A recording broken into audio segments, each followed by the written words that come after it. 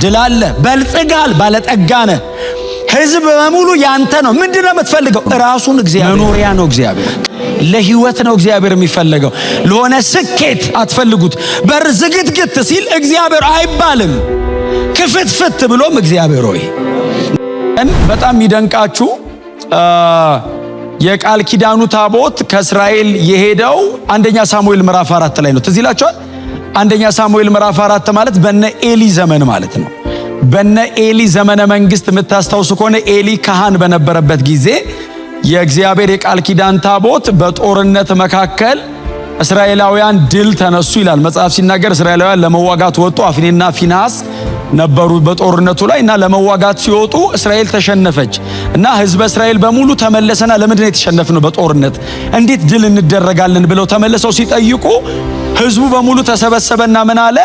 በኪሩቤል ላይ የሚቀመጠውን የእግዚአብሔርን የኪዳኑን ታቦት ይዘን ስላልወጣን ነው አሉና በዚያ ዘመን የእግዚአብሔር የቃል ኪዳን ታቦት የነበረው በሴሎ በአርማቴም ሴሎ ስለነበረ ሄዱና ከሴሎ የእግዚአብሔርን የቃል ኪዳን ታቦት ይዘውት መጡ ይላል። የእግዚአብሔርን ታቦት ይዘው ወጡና አሁን በሉኑ እንዋጋ ብለው ሲወጡ በጣም ብዙ ጩኸት፣ በጣም ታላቅ ድምጽ ነበር። ምድር ተናወጠች ይላል ባይዘው። በዚህ ጊዜ ፍልስጤማውያን ፈሩ ይልና ሲዋጉ እስራኤል ድል ተነሳች ይላል። ፍልስጤማውያን አሸነፉ ብቻ እኮ አይደለም፣ የእግዚአብሔር የቃል ኪዳን ታቦት ወደ ፍልስጤም ሀገር ተወሰደ ይላል። ተማረከ የሚለው ቃል አይሆንም። ተማርኮ አይደለም፣ አሸንፎ ነው የመጣው። ተወሰደ። ግን ፍልስጤማውያን ምን አሉ? ተሰብስበው ሀገራቸው የእስራኤልን አምላክ ድል አረግ ነው አሉና ይዘው ሄደው የሆነ ቦታ እናስቀምጠው አይደለም ያሉት፣ በጣዖቶቻችን ቤት ከነሱ መካከል በዳጎን ቤተ ጣዖት ወስደን እናኑረው አሉና ዳጎን ባለበት በዳጎን ቤተ ጣዖት ወስደው የእግዚአብሔርን የቃል ኪዳን ታቦት እግዚአብሔርን አይደለም የእግዚአብሔርን የቃል ኪዳን ታቦት እግዚአብሔር አያዝም የቃል ኪዳን ታቦት ነው ይሄ እና የቃል ኪዳን ታቦቱን ወስደው ዳጎን ፊት አስቀመጡት ይላል መጽሐፍ ሲናገር። ከተወሰነ ጊዜ በኋላ ሲሄዱ የእግዚአብሔር የቃል ኪዳን ታቦት ቦታው ላይ ቁጭ ብሏል፣ ዳጎን ቦታው ላይ የለም፣ ወድቆ ነበር ይላል። ማንም የለም። በጣም እኮ ነው የሚገርመኝ። ካህን እያለ ስንት ነገር እያለ እምቢ ያለ እግዚአብሔር ብቻውን ያለ እኔ እግዚአብሔር አይሰራም የሚሉ አንዳንድ ትምህርቶች አሉ። ይኸው ብቻውን ሰው ባለበት እምቢ ብሎ ሰው በሌለበት እግዚአብሔር ብቻውን ዳጎን ወድቆ አገኙት ይላል። እጅና እግሩ ተሰብሮ ነበር ይላል። እንደው በአጋጣሚ የሆነ ነገር ጥሎ ተሰብሮ ነው ማለት ነው ብለው መልሰው ቦታው አስቀመጡት ይላል። አስቀምጠውት ሄደው ከሆነ ጊዜ በኋላ ሲመጡ እንደገና ወድቋል ይልና ጭንቅላቱ ተሰብሮ ነበር ይላል። ጌታ የተባረከ። ጭንቅላቱ ተሰብሮ ከቦታው ወድቆ ነበር ይላል። መልሰው ገጣጥመው አስቀመጡት። የአሕዛብ አማልክት እንደዛ ናቸው። ያው ፈጣሪው በእድሜ ይበልጠዋል አይደል? ጣዖቱን የሰራው ሰውዬ እኮ ተከታዩ ይበልጠዋል እድሜ። የአሕዛብ አማልክት እኮ በተከታዮቻቸው እድሜ ይበለጣሉ። ተከታዩ እንደሚፈልገው አድርጎ ነው የሚሰራው። ከዛሬ ጀምሮ ለፕሮስፔሪቲ አንተ ነህ ይለዋል፣ ለፈርቲሊቲ አንድ ይሰራል። ለአይነት ነው የሚሰራው። የእኛ አምላክ ብቻ ነው አምላክ ሆኖ ያገኘ ነው። ክብር ለኢየሱስ ይሁን። ለዘላለም አምላክ ነው እግዚአብሔር። እና ዳጎንን ገጣጥመው ሲያስቀምጡት ዳጎን ጋር ጨረሰና የእግዚአብሔር እጅ ወደ ከተማው ወጣ ይላል አይደል? በህዝቡ ላይ እባጭ ሆነ ይላል። በቤተ ጣዖቱ ካህናትም ላይ እባጭ ሆነ ይላል። ከቤተ መንግስት ጀምሮ በአምስቱ የፍልስጤም ከተሞች ጌት፣ አስቀሎና፣ አሽዶድ ምናምን የሚባሉ ጌዙር የሚባሉ ከተሞች አሉ። በነዛ ከተሞች ላይ የእግዚአብሔር እጅ ከበደ ይላል። በእባጭ መታቸው። በዚህ ጊዜ ስሙኝ እንደዚህ ይላል። የፍልስጤም የቤተ ጣዖታቱ ሰዎች መጡና ካህናቱን ጠየቋቸው። የእስራኤል አምላክ እጁ በእኛ ላይ ከብዷልና ወደ አገሩ እንዴት አድርገን እንመልሰው? ዝም ብሎ መመለስም አይቻልም። ማምጣት ነው ቀላል።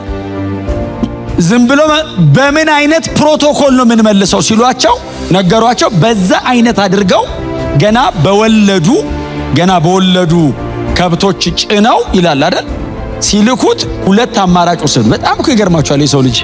ይሄ ሁሉ እባጭ ላያቸው ላይ ወርዶ አላመኑም ገና። አሁን ስንልከው አሉ ወደ ቤት ሳሚስ የሚሄድ ከሆነ ይህንን ቅጣት የቀጣን እግዚአብሔር ነው ማለት ነው። ግን እነዚህ ገና የወለዱት ላሞች ይዞት ወደ ሌላ ቦታ ከሄዱ ነገሩ በአጋጣሚ ነው የመጣብን ማለት ነው አሉ። ከብቶቹ ላይ ጭነው ሲልኩት ወደ ቤት ሳሚስ ሲታጠፉ እግዚአብሔር ነበር የቀጣን አሉ። የቤት ሳሚስ ሰዎች ተቀብለው ይዘው የመጡትን ከብቶች መስዋዕት አድርገውለት የእግዚአብሔርን የቃል ኪዳን ታቦት በከፍተኛው አለት ላይ ወስደው አስቀመጡት ይላል። ከዚያ ነው ወደ ቂርያትያሪም ወደሚባለው ዛሬ ዳዊት ሄዶ የሚያመጣበት ማለት ነው። በጣም የሚገርማችሁ የተማረከው በኤሊ ዘመን ነው። መሃል ላይ የሳኦል 40 ዓመት አለ። ሳኦል አልፈለገው። ቂርያትያሪም የሚባለው ቦታ ብቻ የእግዚአብሔር የቃል ኪዳን ታቦት 20 ዓመት ሙሉ አሚናዳብ ቤት ተቀምጧል። እኔ እግዚአብሔር የቃል ኪዳን ታቦት አሚናዳብ ቤት መግባቱ አይደለም የሚገርመኝ፣ አሚናዳብ ቤት ገብቶ ምንም አለመሆኑ ነው የሚገርመኝ። ሰውየው ወይ አልተባረከ ወይ አልሞተ። እግዚአብሔር የቃል ኪዳን ታቦት ከመጣ እኮ የሆነ የሚሰራው ስራ አለ። አሚናዳብ ቤት ገባ ይላል። 20 ዓመት ሙሉ ኖረ። ምክንያቱም አቢዳራ ቤት 3 ወር ሲቀመጥ ባረከው። አሚናዳብ ቤት 20 ዓመት ኖሮ ኖርማል ነው። በዚህ ጊዜ ዳዊት ምዕራፍ 5 የሳሙኤል ሁለተኛ ሳሙኤል በተለይ ታሪክ ጠብቆ የተጻፈ መጽሐፍ አይደለም። ታሪክ ጠብቆ ማለት ምንድነው? ኦርደር ይዞ የተጻፈ መጽሐፍ ሳይሆን ከመሃል ዝም ብሎ የተለያዩ ሐሳቦችንም ይገጣጠማል። ምዕራፍ 5 ላይ ስታነቡ እግዚአብሔር በዙሪያው ካሉ ጠላቶቹ ሁሉ ድል ሰጠው። ዳዊትን አርፏል። ዳዊት በሁሉ አቅጣጫ ድል አድርጎ ጨርሷል። ድል አድርጎ ጨርሶ ከጠላቶቹ በሙሉ እግዚአብሔር አሳርፎት በውስጥም በውጭም እስራኤል በልጽጋለች። በጣም ባለጠጋ ሆነዋል ኢየሩሳሌሞች። ሕዝበ እስራኤል በሙሉ ሀብታም የሆነበት አንዱ ኪንግደም የዳዊት ኪንግደም ነው። ሁለተኛው ኪንግደም የሁለተኛው ዳግማዊ ኢዮርብዓም የሚባለው በነገሰበት ዘመን እስራኤል በእነዚህ በሁለቱ ዘመን እንደበለጸገችበት በሰለሞን ዘመነ መንግስት እንደበለጸገችበት አይነት ብልጽግና የፈሰሰበት ወርቅ እንደ ድንጋይ የሚቆጠርበት ዘመን ላይ ዳዊት ይሄ ሁሉ ሀብት እጁ ላይ ያለ፣ ሀብት ብቻ አይደለም ድል እጁ ላይ ያለ። የዳዊት አይነት ጦረኛ በእስራኤል ታሪክ የለም። የትም ይውጣ ድል አድርጎ ይመጣል። በዙሪያው ያሉ ጠላቶቹን በሙሉ ድል አድርጎ ከጨረሰ በኋላ እንደዚህ አለ፣ የእስራኤልን አምላክ እግዚአብሔርን ሄደን ወደ ከተማችን እናምጣ። አሁን ብዙ ሰው ለድል ነው የሚፈልገው። ዳዊት ድል ጨርሶ እግዚአብሔርን ይፈልገዋል። ሁሉ ነገሩ አልቋል። እግዚአብሔርን ለምንድን ነው የምትፈልገው? ድል አግኝተሃል፣ ድል አለ፣ በልጽጋል፣ ባለጠጋነ፣ ሕዝብ በሙሉ ያንተ ነው። ምንድን ነው የምትፈልገው? ራሱን እግዚአብሔርን። ከድል ጋር የተገናኘ አይደለም። እግዚአብሔር ከማግኘቴ ከማጣቴ ጋር የተገናኘ አይደለም። ቢገለኝም አጠገቤ ቢምጣ። አጠገባቸው ያለው ሰው እግዚአብሔር ያለምንም ይፈለጋል በሉት። ከድል በኋላ ለዛ እኮ ነው መጽሐፍ ቅዱስ ሲናገር አሞጽ ላይ ነው፣ አሞጽ 6:9 ላይ ነው። ጌልጌላ ትቃጠላለች ይላል፣ ቤቴልስ ትፈርሳለች አለ። እኔም ፈልጉ በህይወት እግዚአብሔር ለጥርመሳ አይደለም የሚፈለገው ነው፣ መኖሪያ ነው። እግዚአብሔር ለህይወት ነው እግዚአብሔር የሚፈለገው። ለሆነ ስኬት አትፈልጉት። በር ዝግትግት ሲል እግዚአብሔር አይባልም። ክፍትፍት ብሎም እግዚአብሔር ሆይ ነገር በሙሉ ተቃንቶለታል። ዳዊት ድል በድል ነው። ከኤፍራጥስ ወንዝ እስከ ሜዲትራኒያን ድረስ የሱ ግዛት ነው። ባይዘው ከኤፍራጥስ ከላይ ከኢራቅ እስከ ኖርዝ አፍሪካ ድረስ የሱ ግዛት ነው። የዳዊት አይነት ንጉስ የለም። ሰሞኛ አንድ ጥቅስ አለ፣ አንደኛ ዜና ላይ የተጠቀሰ ጥቅስ። በእውነት ነው የምላችሁ፣ ዜናን የጻፈው እዝራ ነው እና ምን ብሎ ጻፈ? የዳዊት ሰራዊት የእግዚአብሔርን ሰራዊት እስኪመስል ድረስ ኃያላን በየዕለቱ ይጨመሩበት ነበር። የእግዚአብሔር ሰራዊት ምን አይነት ነው? የእግዚአብሔርን ሰራዊት እስኪመስል ይላል። የዳዊት ሰራዊት በምን ይመስሉት? መሬት ላይ እንደዚህ አይነት ሰራዊት ያለው በፍጥረት ታሪክ የለም አሉ። እንደ እግዚአብሔር ሰራዊት ነው አሉ። ስማ፣ ዳዊት እኮ ቤቱ ያሰለጠነው አንድ ኃያል ምን እንደሚያደርግ ታውቃለህ? ዮርዳኖስ እስከ ላይ በሞላ ጊዜ በእግሩ ተሻገረ ይላል። ታውቃለህ? ስማ፣ ከዳዊት ወታደሮች መካከል አንዱ ማለት ነው እየሮጠ ዮርዳኖስን ይሻገራል። ሰው በጀልባ አይሻገረውም። ወረደ ይልና አንዱ እኮ ነው የሚከተለው፣ ከኃያላኑ መሃል አንዱ ወረደ ይልና አንበሳ ገሎ መጣ ይላል። 3 ሜትር ቁመት ያለውን ግብፃዊ በእጁ ምንም ሳይኖር ገሎት ወረደ ይላል። እንደነዚህ አይነቶች ናቸው ከከስሮ ያሉት። አይደላደልም በእነሱ። ይሄ ሁሉ ነገር ኖሮት እግዚአብሔርን እንፈልገው አለ። የት ነው ያለው እግዚአብሔር ብሎ ጠየቀ። የቃል ኪዳኑ ታቦት የት ነው ያለው ብሎ ጠየቀ። በቂርያት ያሪም አሚናዳብ ቤት ነው ሲሉት ሄደን እናምጣዋ አለና እግዚአብሔርን ለማምጣት 30,000 ሰው መለመለ ይላል። 30,000 ሰው አስተካከለ። ምክንያቱም እግዚአብሔር በጣም ጠንካራ አምላክ ነው፣ ጻድቅ ነው። የሚፈልገውን ካላረክለት መንገድ ላይ ብዙ ነገር ሊሆን ይችላል ይኸው እንደሆነው ማለት ነው። ስለዚህ በጣም በቃ ጥሩ የሆነ ሰረገላ እናዘጋጅለት፣ ገና ባልወለዱ እንትኖች እናሸክም አልና 30,000 ህዝብ ተሰብስቦ አሚናዳብ ቤት ሄደ። አሚናዳብ ራሱ በቃ ጎበኘኝ ነው የሚለው መቼስ።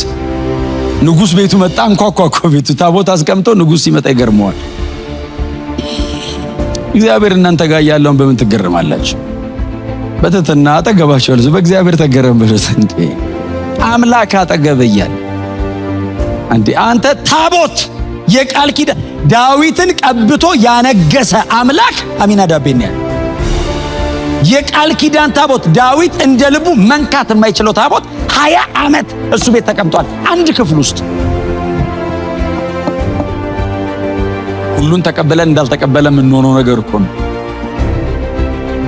ምን ያልተቀበልከው ነገር አለ የሚለው መጽሐፍ እኮ ይሄንን። ክብር ለኢየሱስ ይሁን። በዚህ ጊዜ 30,000 ሰው አሰለፈ፣ ይዞ ሄደ። ጭነውት ሲመጡ ዳዊት በጣም ይፈራዋል እግዚአብሔር እና አመጣጡን አላወቀውም። ገና ዘዳግምንም ሌዋውያንንም አላጠናም። ግን እኔ አልጠጋውም አለ እግዚአብሔር። ታዲያ ምን እናርግ ሲባል 20 ዓመት ሙሉ እናንተ ቤት ነው የኖረው አላቸው፣ አሚናዳብንና ልጆቹን። አዎ እናንተ ናችሁ አብራችሁት የኖራችሁት። አካሄድ የምትችሉት ከሱ ጋር እናንተ ናችሁ። ስለዚህ አህዩ ይባላል አንደኛው ልጅ፣ አንተ ከፊት ምራ አለው። አዎ ኦዛ ከኋላ ምራ አለው። እኛስ እያሸበሸብን እያልን ከፊትና ከኋላ እንሆናለን። እናንተ ታቦቱ አጠገብ ቁሙ አላቸው። አብሮ የኖረ ይሻላል ብሎ ነው እንዴ እግዚአብሔር። እንዴ አካሄዱ ከባድ ነው። የእስራኤል አምላክ ይሄ ታቦት ላይ ተቀምጦ የሚፈራ አምላክ ነው አንተ ውስጥ ገብቶ የሚኖረው። እውነቴን እኮ ነው ብላችሁ። አዲስ ኪዳን እኮ ምን አይነት ኪዳን ነው? በኢየሱስ ደም አድርጎ እኔ ውስጥ ገብቶ ያድሮ እኮ ይሄ ነው። እና ንጉሥ ፈርቶ ከፊት ያሸበሽባል። 30,000 ሰው ሃርመኒውን ጠብቆ ኦርኬስትሬት በሆነ አይነት መንገድ በጣም ብዙ ሆታ ጩኸት ነው። የዳዊት ክብሩ ድሉ አይደለም እግዚአብሔር ነው። አምላኩን ይወዳል ዳዊት። እያሸበሸቡ ሲሄዱ ይላል አይደል? የናኮር አውድማ ጋር ደረሱ። የናኮር አውድማ ጋር ሲደርሱ ከብቶቹ ራሱ ይገርማሉ፣ ተደናቀፉ ይላል። ሲመሯቸው አውድማው ላይ ሲደናቀፉ፣ ኮረብታማ አካባቢ ሲደናቀፉ ይላል። እንግዲህ ዘንበል ሲሉ የእግዚአብሔር የቃል ኪዳን ታቦት መውደቁ ነው ብሎ መጽሐፍ ሲናገር ኦዛ ደገፈው አይደለም የሚለው፣ በድፍረት ደገፈው የሚል ቃል አለ። ለምዶት እኮ ነው። ምንኛ ቤት ቦታ ሲጠበብ ድገር ግን ፈቀቅ እናደርገው የለ እንዴ ብሎ እጁን ሲልክ እግዚአብሔርም ቀሰፈ። ወድቆ ሲሞት እግዚአብሔር አይደገፍማ። እግዚአብሔርን እኮ አልደግፈው በፍጹም። እኔን ተማምኖ እግዚአብሔር መንገድ አይጀምርም። እንኳን እኔን ተማምኖ መንገድ ሊጀምር አይደለም እኔን ተማምኖ አያስጀምረኝም። እንኳን እሱ አይደለም እኔን አያስጀምረኝም። እኔን ተማምኖ ምንም በህይወታችሁ ላይ ያለ ነገር በእግዚአብሔር ላይ ብቻ ባለ ነው። በፍጹም እናንተ የላችሁበት። ሊደግፈው ሲል ቀሰፈው፣ ወድቆ ሞት ይላል። በዚህ ጊዜ ዳዊት እንደዚህ አለ፣ እኔማ የእግዚአብሔርን የቃል ኪዳን ታቦት ይዤ አልሄድም አለ። እኔ ኧረ ስንት ጉድ አለኝ አለ። እኔማ ይዤው ከሄድኩኝ ማለቄ ነው አለ፣ እሞታለሁ አለ። እና ሲባል በዛው አካባቢ መንገድ ቀይሩና አቢዳራ ቤት ማን የተሻለ አለ፣ ጥሩ ማን አለ ሲባል አቢዳራ አለ አሉት። እሱ ቤት ይግባ አለ። ሰበር ማለት ነው። እንደ አቢዳራ እኮ እያሸበሸበ እኮ ይዞ እየሄደ ነው። አንተ ቤት ይግባ አሉት። ክብር ለኢየሱስ ይሁን። የእግዚአብሔር የቃል ኪዳን ታቦት እንዴት እንደሚመጣ ፕሮቶኮሉን ገና ስላላወቁት ነው። ዘኍልቍ ምዕራፍ 7 ላይ ታገኙታላችሁ በምን አይነት መንገድ እግዚአብሔር ወደ ቤቱ እንደሚመጣ። እግዚአብሔር ኦልሬዲ በሙሴ በኩል ሕግ ሰጥቷል። ማን እንደሚሸከመው ቀዓታውያን ካልሆኑ በቀር የእግዚአብሔር የቃል ኪዳን ታቦት ማንም ብድግ አድርጎ ሊይዘው አይችልም። ቀዓታውያን ከተመረጡ አራራውያን ቀዓታውያን የሚባሉ አሉ። ቀዓታውያን የእግዚአብሔርን የቃል ኪዳን ታቦት በሞሎጊያ ውስጥ አድርገው እነሱ ብቻ ናቸው የሚሸከሙት። አላወቁም። ብድግ አድርገው አፈፍ አድርገው ይዞት ሲሄዱ እግዚአብሔር መሃል ላይ ይሄንን ሲያደርግ ዳዊት ይዤ አልሄድም አለ። መንገድ ይቀይር ተባለና እግዚአብሔር አቢዳራ ቤት ገባ። አንዳንድ የመጽሐፍ ቅዱስ ክፍሎች ኖርማል አይደሉም። ያ አስፈሪ አምላክ አቢዳራ ቤት ገባ ይልና አቢዳራ ቤት ሲገባ 3 ወር ተቀመጠ ይላል። ያቺ 3 ወር ዳዊት የእግዚአብሔርን የቃል ኪዳን ታቦት እንዴት አድርጌ ነው ወደ ኢየሩሳሌም የማመጣው ብሎ እያጠና የቆየባት 3 ወር ነች። ሕግ ሲያጠና ነው የከረም። ምንድነው ምክንያቱም አቢዳራ ቤት ይኑር አይልም ዳዊት። እኔ ከተማ መምጣት አለበት ነው። እስኪ ግን እንዴት ነው የምናመጣው ሌላ ስብራት እንዳይገጥመን ብሎ አቢዳራ ቤት ሲያኖረው አቢዳራ እግዚአብሔር እንደሚፈልገው አድርጎ ያዘው። የአቢዳራን ቤት እግዚአብሔር በውስጥም በውጭም እንደባረከ ንጉሱ ሰማ ይላል። ቤተ መንግስት ተሰማ። አይ ቲንክ ዳዊት ራሱ ይጠይቃል አቢዳራ እንዴት ሆነ ይላል። ኦዛን የቀሰፈ እግዚአብሔርን ቤቱ ይዞ ገብቶ እንዴት ሆነ ሲሉ አረ በውስጥም በውጭም ሰውየው ተባርኳል። በሁሉ አቅጣጫ ያው የውስጡ ሰላም ረፍት ምናምን ነው፣ የደጁ ደግሞ የሚታየው ነገር ነው። በሁሉ አቅጣጫ እግዚአብሔር ባርኮታል። አቢዳራን ሰርቶ አመጣው አላሉም አይደል? እግዚአብሔር ባረከው ነው ያሉት። በእውነት እግዚአብሔር እናንተ ቤት መኖሩ ያስታውቅ። ከእናንተ ልፋት ውጪ የእግዚአብሔር እጅ እንደሆነ በሚያስታውቅ መንገድ እግዚአብሔር እናንተ ቤት ይስራ እና ይሄ አሉታ ይሄ የእግዚአብሔር ነው እናውቀዋለን። አቢዳራን እኛም የእግዚአብሔር ነው በተለየ አይነት መንገድ ባርኮታል ሲሉ ዳዊት ወደ አቢዳራ ቤት ሲሄድ ቀዓታውያን ምናምን ይዞ ሄደ፣ ካህናት ይዞ ሄደ። እንደ እግዚአብሔር ሕግ መሰረት የቃል ኪዳኑን ታቦት ኢየሩሳሌም አቅራቢያ ላይ ያለው የአቢዳራ ቤት። ስለዚህ ከዛች ከኢየሩሳሌም ከአቅራቢያው ወደ ኢየሩሳሌም ይዞት መጥቶ ቤተ መንግስቱ አለ። በቤተ መንግስቱ በስተሰሜን ትይዩ ነው ባይዘዌ ቤተ መቅደስ ምንድነው መገናኛ ድንኳን ይሰራለት ቤተ መቅደሱ አለ። በቤተ መቅደሱ በስተሰሜን ትይዩ ላይ ነው። ምን ማለት ነው? ንጉሱ ከቤተ መንግስቱ ሲወጣ በቀላሉ የሚያየው ቦታ ላይ ነው ያደረገው። ቶሎ ቶሎ ዳዊት የሚመላለስበት መንገድ ላይ ነው የመገናኛ ድንኳን ያደረገው። ለምንድነው? ባለፈ ቁጥር ማየት ይፈልጋል። ወደ ውስጥ እያጮለቀ ያለ ቀጥታ የእግዚአብሔርን የቃል ኪዳን ታቦት ማግኘት አይችልም ካህን ስላልሆነ። ግን የምታስታውሱ ከሆነ መዝሙር 61 ነው እዛ ምድረ በዳው ላይ ሄዶ ነፍሴ እንጨትና ውሃ በሌለበት ምድረ በዳ ነፍሴ አንተን አለች አለ። ነፍሴ አንተን አለች አለና ምን ናፈቀ ሲሉት ዙፋኔና ንግስና አይደለም ያለው የእግዚአብሔርን ክብር አይዘንድ። የእግዚአብሔርን ክብር አይዘንድ ማለት ምንድነው? ትክክለኛ ትርጉሙ ዳዊት ሁሌ ከማለዳ ከእንቅልፉ ተነስቶ ወደ መገናኛው ድንኳን ይመጣና በመገናኛው ድንኳን በሩ ላይ ድንኳን ስለሆነ ክፍተት ነገር አለቻት። በዛች ውስጥ አሻግሮ ወደ ውስጥ ያይና ተመልሶ ሄደ። እሱን ነው ሚስ ያረኩታል። ክብር ለኢየሱስ ይሁን። ንግስናዬ፣ ዙፋኔ፣ ክብሬ፣ ስሜ አይደለም ያለው ያ ጧት አየው ነበር አለ። እሱን ሚስ አረኩታል። አቤሴሎም ዙፋኔን ወሰደ እንደ እሱ አይደለም አለ። ኦፍ ኮርስ እሱ የራስ ምታት ሊሆንበት ይችላል። አንገበገበኝ የሚለው ግን የእግዚአብሔርን የቃል ኪዳን ታቦት በቃ መቼ ነው ማየው? እግዚአብሔርን መቼ ነው ማየው? አሁን ምድረ በዳ ሆኖ ከዛ በኋላም ደግሞ የደብረ ዘይት ተራራን በእግሩ ሲወጣ ያለቅስ የነበረው በተራራው ላይ ቆሞ የእግዚአብሔርን ክብር መቼ ነው ማየው ይላል። የእግዚአብሔር ክብር የሚለው በቃል ኪዳን ታቦት ውስጥ ነው። እንደዚያ ጮልቄ ይመልስልኝ የሆነችን ነገር ይላል ዳዊት። ጌታ የተባረከ እና ወደ ኢየሩሳሌም ለማምጣት ዳዊትና አብረውት የነበሩት ካህናት የቃል ኪዳን ታቦቱን በሙሴ ሕግ እንደተጻፈው ተሸከሙት ይላል። ባይዘው ሌላ ነገር ላይ አላስቀመጡትም። ተሸከሙት ነው የመጡት። ተሸከሙት ሲሄዱ ይላል በተወሰኑ እርምጃዎች መካከል ዳዊት መስዋዕት ያቀርባል። የተወሰነ ከሄዱ በኋላ ዳዊት ይሰዋል እግዚአብሔር። በብዙ አክብሮት በብዙ ፍርሃት እንደተጻፈው እንደ ሕጉ ዳዊት እግዚአብሔርን ይዞት ወደ ኢየሩሳሌም ገባ። ወደ ኢየሩሳሌም ከተማ ሲገባ የከተማው ሕዝብ ሁሉ ተሰብስቦ እየጮኸ እግዚአብሔርን ተቀበለ። በዚህ ጊዜ ይላል መጽሐፍ ንጉሥ ክብሩን ጣለ። ክብሩን ጣለ። እግዚአብሔር ሲመጣ ብዙ ጊዜ እንደዛ ነው አይደል የሚያደርገን? እንትና ዝብርቅርቅ ሊያደርገን ይችላል። ንጉሥ ሲዘል የበፍታ ልብስ ነበር የለበሰው እና ሲዘል በንጉሥ አይነት ፕሮቶኮል አይደለም ዝላዩ እና የጎልያድን ድል አድርጎ ሲመጣ መሰለኝ አይደል የዳረው ሜልኮል ጎልያድን ድል አድርጎ የመጣ ቀን ነው የዳረው። እሱን ገሎ ለመጣ ሰው ልጄን እሰጣለሁ ብሎ ነበረ። ዳዊት ገሎ ሲመጣ ሜልኮልን ሰጠው እና ሜልኮል በመስኮት ቆማ ስታየው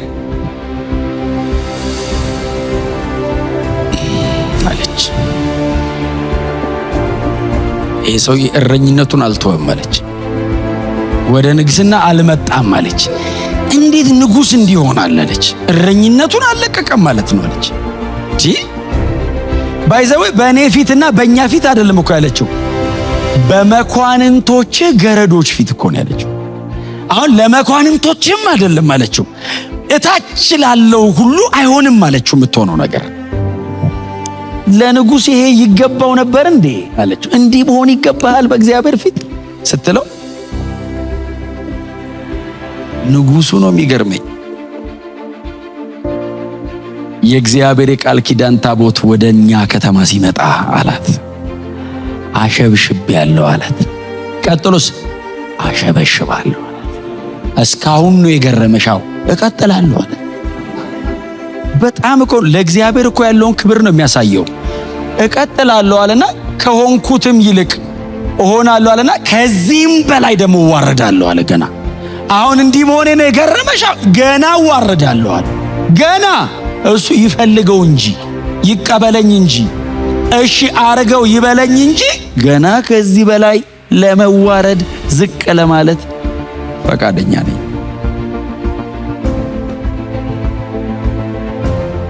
እግዚአብሔር ሉዓላዊ መሆኑን ንጉሥ ዳዊት በእስራኤል ፊት አወጀ። እግዚአብሔር የበላይ ነው አለ። እኔ ለእስራኤል ንጉሥ ነኝ። አዎ ይኸው ተናገረ እኮ በአባትሽ ቤት በእስራኤል ሕዝብ ላይ ንጉሥ አርጎኛል። ንጉሥ ነኝ። አዎ እሱ ግን አምላክ ነው። አሁን የመጨረሻ ሰው እኔ አይደለሁም አላት። ከኛ በላይ አለ አላት። አምላክ እግዚአብሔር በእስራኤል ላይ ልዑል ነው አለ። እርሱ ከተገባው ከዚህም በላይ ገና እሆንለታለሁ አላትና ግን በጣም የሚደንቅ ነገር ተናገረ አይደል? መንፈሳዊነቱን ሳይለቀን ያወራው ንጉሥ ሆኖ እንትን አልሳተም። አይ ከዚህም በላይ ሆናለሁ አለና አንቺ ባልሻቸው በእነዚህ ሰዎች ፊት እከበራለሁ አላት። አልዋረድም አላት። እግዚአብሔርን አክብሬ ለእግዚአብሔር ቅድሚያ ሰጥቼ አልዋረድም። ገና አንቺ በጠራሻቸው በእነሱ ፊት ሁሉ ገና እከበራለሁ። ክብር ለኢየሱስ ይሁን። እና ዳዊትን መጣና አንድ ናታን የሚባል ነብይ ነበር አጠገቡ። አይጥፉ መቼስ እንደዚህ አይነት ሰዎች። ናታን መጣና እንደዚህ አለው፣ ዳዊት አለው፣ አቤት ከእግዚአብሔር ዘንድ ድምፅ ሰምቻለሁ አለው። ምን ሰማህ አለው። ና እስቲ ልንገርህ፣ ለብቻ ናውጣ አለው። ናታን ለብቻው ለየውና እንደዚህ አለው፣ የሰራዊት ጌታ የእስራኤል አምላክ እግዚአብሔር እንዲህ ይልሃል አለው። ምን አለኝ ሲለው፣ አክብረኸኛልና አልናከኝምና ከልጆች ዙፋን ላይ የሚቀመጥ አይታጣም አለው። ካንተ ልጆች የሚቀጥል ልጅ በሙሉ ዙፋን ላይ ይኖራሉ አለውና ከልጆች መካከል ምናልባት ቢበድሉኝ አለው እየቀጣሁ መልሳቸዋለሁ እንጂ አልቆርጣቸውም። ለምን? አክብረኸኛል። በዚህ ጊዜ ላል ዳዊት ተመስገን፣ አዎ ድሮም ይገርምሃል ብዬ ነበር አላለም። ወደ እግዚአብሔር የቃል ኪዳን ታቦት ወዳለበት ወደ መገናኛው ድንኳን ሄደና ይላል ዳዊት መሬት ላይ በግንባሩ ተደፍቶ እኔ ማን ነኝ? ቤቴስ ምንድን ነው አለው። ከበግረኝነት የጠራኸኝ ደግሞ ንጉሥ ማድረግ ሳያንስህ ስለ ትውልዴ አለው። ንግስና ለእኔ መሆኑ ገርሞኝ ሳልጨርስ ከቤት ንጉሥ አይጠፋም አልከኝ። አመሰግናለሁ አለ። ስሙኝ፣ እግዚአብሔር ከዳዊት ቤት ንጉሥ አላሳጣም። እግዚአብሔር የዳዊትን ዙፋን ለዘላለም አረገው። እግዚአብሔር የዳዊትን ዙፋን የ40 ዓመት አላረገውም። ጌታ ኢየሱስን በዳዊት ዙፋን ላይ ይቀመጣል አለ። ክብር ለኢየሱስ ይሁን። ይሄ ዙፋን አለው። አዎ መዝሙር 89 ዙፋንህን አለው። እሺ አለው። ላረግልህ ነው አለው። ምን? ለዘላለም። እንዴት ሲለው በሰማያት ዕድሜ ልክ ይሆናል ዙፋን አለው። የዳዊት ዙፋን በሰማያት ዕድሜ ልክ ይሆናል አለውና ቀን እንደ ፀሐይ ሌሊት ደግሞ እንደ ጨረቃ ነው የሚሆነው ያንተ ዙፋን አለው። ሰማያት ቢያልፉ ዙፋኑ ይቀጥላል አለው። ዳዊት 40 ዓመት ነው የነገሰው። የሚቀጥለውም ልጁ ምናልባት 40 ዓመት ይመስለኛል። በሰማያት ዕድሜ ልክ ዙፋን ያለው እኮ ኢየሱስ ነው። ካንተ ይመጣል አለው። ገብርኤል ለማርያም መጥቶ የነገራት እኮ የምስራች ካንቺ የሚወለደው አለ ቅዱስ የእግዚአብሔር ልጅ ነው አላት። ምን? ቅዱስ የእግዚአብሔር ልጅ ምን ላይ ይቀመጣል ታዲያ? የእግዚአብሔር ልጅ ወርዶ መሬት በአባቱ በዳዊት ዙፋን ላይ ቅዱስ የእግዚአብሔር ልጅ የተቀመጠው በዳዊት ዙፋን ላይ። እሱን ተዉት። ተመልሶ አሁን ይመጣል ኢየሱስ። ተመልሶ ሲመጣ በዳግም ምጽአቱ የዳዊት መክፈቻ በእጁ ላይ ያለው ነው። ሰከንድ ካሚንግ እንኳን ዳግም ሲመለስ ራሱ ከከፈተ የሚዘጋ የሌለው ከዘጋ የሚከፍት የሌለው የተባለው ሁሉን የሚችል የመጨረሻውን ስልጣን የተጎናጸፈው ኢየሱስ ራሱ ሲመጣ አሁን የመጨረሻውን ስልጣን ኤክሰርሳይዝ የሚያደርገው በዳዊት ነው። Be humble yourself። ትሁት መሆን፣ ለእግዚአብሔር ቅድሚያ መስጠት፣ ራስን ማዋረድ፣ እግዚአብሔርን መፈለግ። ክብር ለኢየሱስ ይሁን። ይሄ ሰው ይሄ ነው ስራው እንጂ በዳዊት ሕይወት ላይ ያለ ድካም ምናልባት በሳኦል ሕይወት ላይ የለም። ሳኦል የሳተው ትንሽ ቦታ ነው አይደል? እኔ ያነበብኩትን ነው። እናንተ በጣም ታጣናላችሁ። እኔ አሁን ያነበብኩት ሳሙኤልን ቀድሞ መስዋዕት አረገ። በእርግጥ የማይሳት ነገር ነው የሳተው። አንድም ሲስት እስከ መጨረሻ ነው የሚስተው። ዳዊት ሄድ መለስ ነው። ለንሳ ይመቻል ዳዊት። የሳኦል እኮ አይመችም ለንሳ። ሰውየው ንሳ የሚገባ አይደለም። በእርግጥ ግን ከሳተ በኋላ ጥቅስ ፈልጎ አረጋግጦ ነው በዛው የሚቀጥለው እንጂ አው ተሳሳትኩ አይልም። ሳሙኤልን ቀድሞ መስዋዕት አድርጎ ምናምን ጠበቀው እያለው ትንሽ ብትታገሰ ይመናል። ምን ነው አለው። ጥቂት ደቂቃ እንዴ ያኔ እየመጣው ነው አልኩ አይደል እንዴ አለው። አረ ዘገየብኝ፣ ህዝቡም እኮ እየተበተነ ነው፣ ፍልስጤማውያን ሊገሉን ነው ሲለው ትንሽ ታገሰኝ ቢሆን ኖሮ እግዚአብሔር መንግስትን ለዘላለም እኮ ሊያጸናል ነበር አለው። በስመ አብ ታይሚንግ ትንሽ እንደው 15 ደቂቃ በጠብቀኝ እኔ ደርሼ ሰውቼ ቢሆን ነው የዳዊት ዙፋን የሚባለው የሳኦል ዙፋን ተብሎ ነሲው በዚህ በኩል ነበር። ለጥቂት አለው መንግስት ሊጸና ነበር አለ እና ሲለው በቃ ዛሬ ተቀደደ አለ እና መውረድ ነው። ከ40 ዓመት በኋላ ታሪክ አይኖርህም አለው። ሳኦል ከዛ ውጪ የበደላቸው የተወሰኑ ቦታዎች አሉ። አጋግን ይዞ መጣ ምናምን። ዳዊትስ አይቆጠርም የዳዊት ብዛቱ። ሰውየውስ አጥፍቶ እግዚአብሔር ስር ይመጣል። ዳዊት በድለኛል ሲለው በምሳሌ ነው የሚያስረዳው። አንድ ትንሽዬ በግ የነበረችው አንድ ሰው ነበር፣ ብዙ የነበረው ደግሞ ሌላ ሰው ነበር። ትንሽዬ በጉን ወስዶ አረደበት፣ እንደዚህ ያደርግበት ሲል አለ ዳዊት። እና ናታን በጣም ጥበበኛ ነብይ ነውና እንደው ፍርድ አንተ አሁን ብትሆን ፍርዱ ላይ የተቀመጥከው ምን ተለ ይገደል ነው የሚለው አለ። አንተ ነው ያሰው ይያሉ እንዴ ሁሉ ነገር እያለ የዛን የኦሪዮንን ሚስት ወስደህ አንተ ማስገደል አንተ ኮነ ሲለው ዳዊት ደሞ እንዳንተ አይነት አገልጋይ አይደለም ያለው።